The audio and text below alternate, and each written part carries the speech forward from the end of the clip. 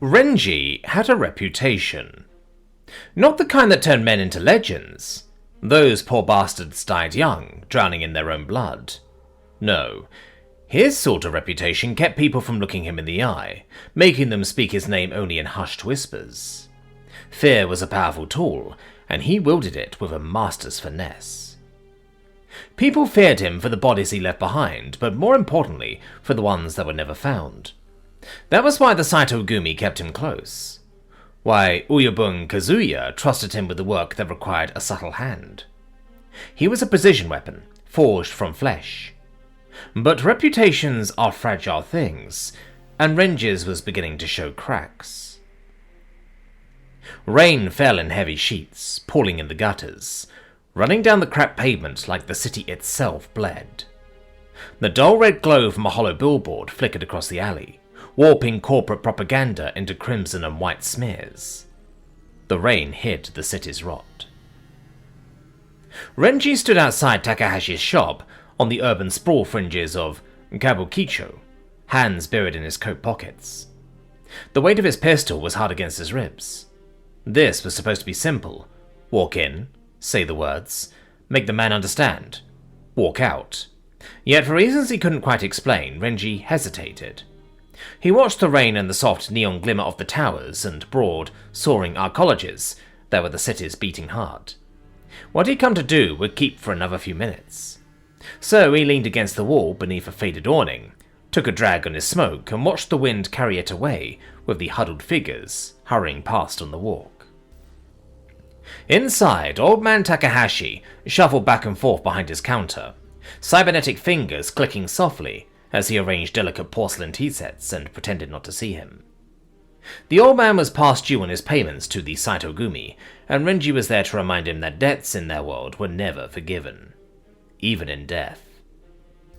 He'd done this 1,000 times in 1,000 different places, different faces, but the same predictable stories. Renji had heard it all, had watched the tears and trembling lips, and he didn't care. They owed what they owed, and it wasn't his place to question such things, or to dispense absolution. He was a weapon, nothing more. It should have been simple. Talk with Takahashi. Maybe break a few of the old man's antiques, but nothing too spectacular. A man couldn't pay his debts if you destroyed his ability to bring in the credits. And that was the name of the game. Collect what the people under the protection of the Saitogumi owed. Make an example of any who failed to produce their payments as scheduled. But as he stood there, listening to the wet whisper of the rain and hum of the city's electric pulse, he thought about the last man who had looked at him, as Takahashi did now, with wounded eyes. Renji had felt nothing when he pulled the trigger, and the man's brains painted the wall red with bits of skull. The eyes. It was always the eyes. They rolled up and the man gasped, and that was it. The debt passed to the man's son as he passed from his life. But now something had changed.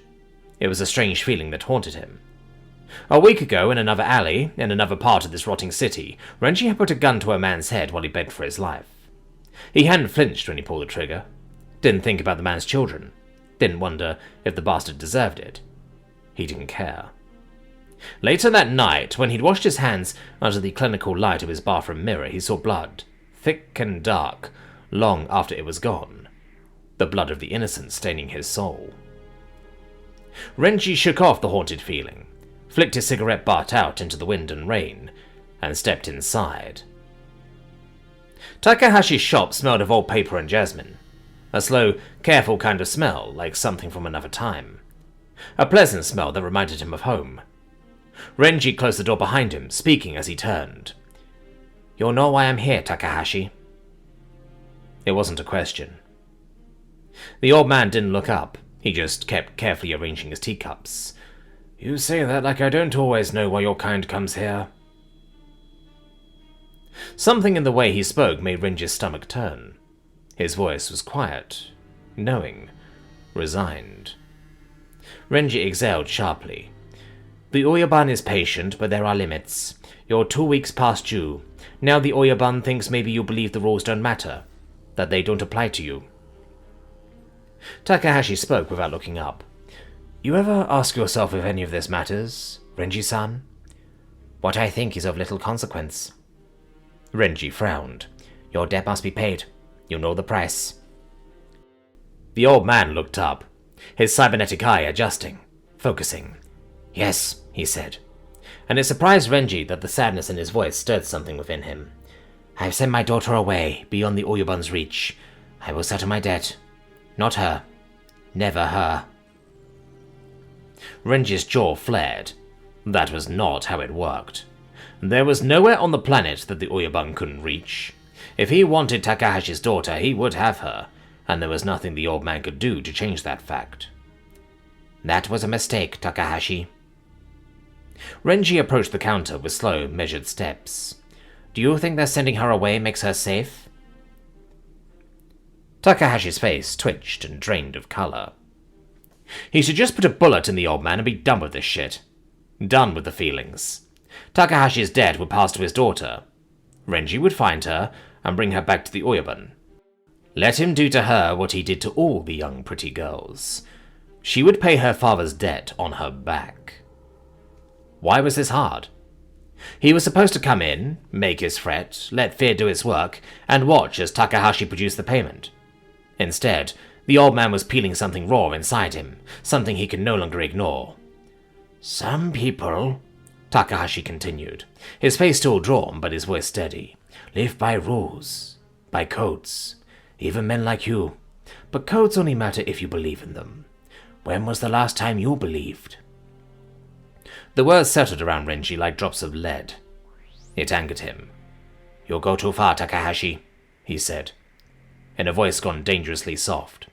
Out of respect for your friendship with my father, I've overlooked your insolence and your failure to pay your debt. But no more. Takahashi sighed, rubbing his metal fingers together. You were a good boy once, Renji. His eyes were wet around the edges. I remember him. Do you? Renji drew in a slow breath. That boy died a long time ago. He slipped a hand inside his coat and drew his pistol, holding it at his side. Takahashi studied him for a moment. Then, with a wan smile, he said, Then why do you hesitate? Killing you doesn't pay your debt, but there are fates worse than death. A familiar cold settled over Renji's heart, an event horizon of nothingness where his soul once lived. He raised the pistol, the barrel steady on Takahashi's knee. You did this, not me. No, Takahashi said softly. A cruel world full of cruel men did this. Then he closed his eyes. Faces swam up out of Renji's memory, his father and Takahashi smiling, teaching him to fish from the old reservoir. His hand trembled as he lowered the pistol. What the hell was happening to him? Renji left without taking the money or speaking another word. The streets swallowed him into their neon shadows. He told himself he was getting soft, that he'd have to answer for his failure, for his weakness. Oyabun Kazuya tolerated neither, and tonight he'd shown both. Renji knew something within him had fundamentally changed and there was no going back. He ghosted through the underbelly of the city in a daze, past red light districts where synth girls whispered promises of sweat and lust through modulated voices. He passed noodle stalls where men with dead eyes slurped broth while surveillance drones watched from distant rooftops. He walked until his feet ached, and the cold and the rain had thoroughly soaked through his coat and into his bones. Then, like a beaten dog returning to its master, he found himself at the Oyabun's tower. The penthouse smelled of cigar smoke, imported whiskey, and the death of dreams. Kazuya Sakamura stood behind his desk, his face hidden in shadows, the city towers and lights sprawling out behind him on the other side of the floor-to-ceiling glass. You failed, Kazuya said, swirling the ice in his drink. Renji said nothing. Kazuya exhaled through his nose, slow and measured, watching the city that never sleeps. You've never failed me before, Renji. No. Kazuya tilted his head. Then tell me, why? Renji thought about the man in the alley, the blood on his hands, Takahashi's words, the pain in his eyes. He looked past Kazuya, out of the city, at thousands of souls moving like ants beneath the glow of their glass gods. How many before him had stood here, trying to convince themselves they weren't the bad guy? He met Kazuya's eyes. "I don't know." Kazuya took a long sip of whiskey, then set his glass down. "That's a dangerous thing to not know." Renji nodded. "Yes." Kazuya gestured, and the door behind Renji opened. Several figures in expensive suits moved into the room, spreading out. A hint of metallic ink peeked out above collars and wound down over their hands from beneath designer cuffs. Renji turned to face them. Takahashi knelt on the carpet, arms bound, face a bloody ruin. Renji's heart skipped a beat. "You failed me," Kazuya said, his voice deceptive in its silken softness. "You've gone soft. I must remind you who you are, who you serve." A gun slid across the desktop towards Renji, his polished nickel gleaming. Takahashi swayed in place, peering up at him through swollen eyes. The cuts in his face seeped red. He smiled, and Renji saw dark gaps where teeth were missing. Time slowed. Renji thought about all the men he had killed over the years. He thought about why he had killed them. Sometimes he'd gone back months later and killed their families too. He thought about the weight of the gun in his hand and watched the twilight glow of the city glint off its silver skin. He thought about his haunted reflection in the window, the ghost of a man who had long since died inside. And he thought about how easy it would be to lift the gun, to pull the trigger, to let this be just another job, to let Takahashi pay his debt in blood to feed an evil man's greed. Just another night, right? Another body, another face. All he had to do was squeeze the trigger, and all would be forgiven. Renji lifted the pistol. He gazed down at Takahashi on his knees, broken, helpless. A fearful old man he'd known his whole life.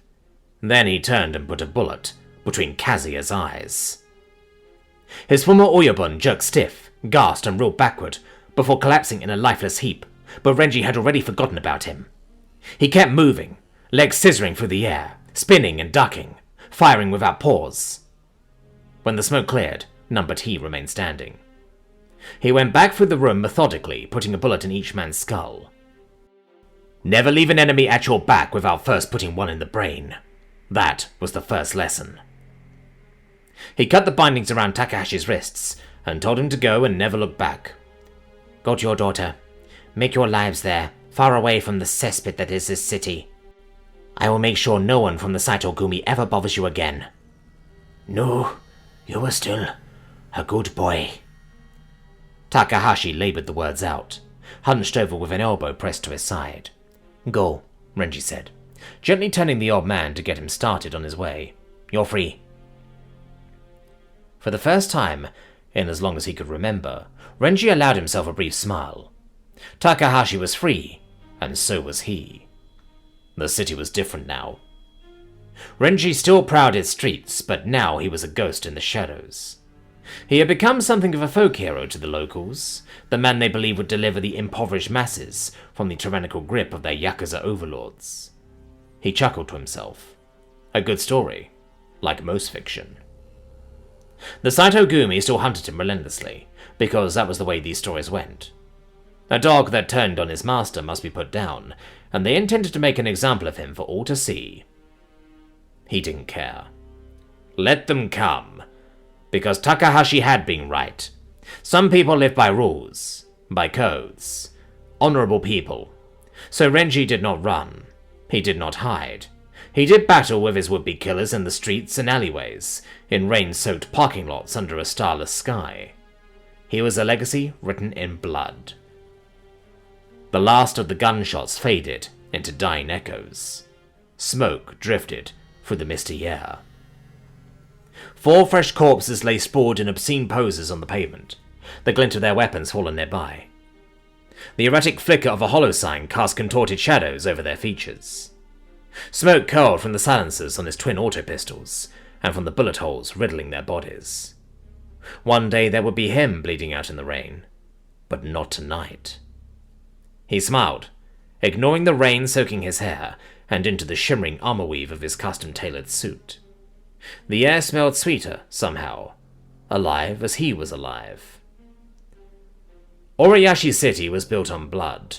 Every brick, every glittering cloud scraper, every scrap of glass and steel that went into the endless panorama of neon lights and hollowboards.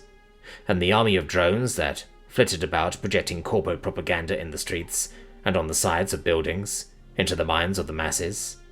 It was a gleaming veneer to hide the putrid decay spreading through the sprawls and barrens, hidden below in the old city. He stared at the corpses, lost in thought. Yes, one day that would be him, live by the sword and all that. But not tonight. Tonight was about living, and for the first time in his life, Renji had purpose.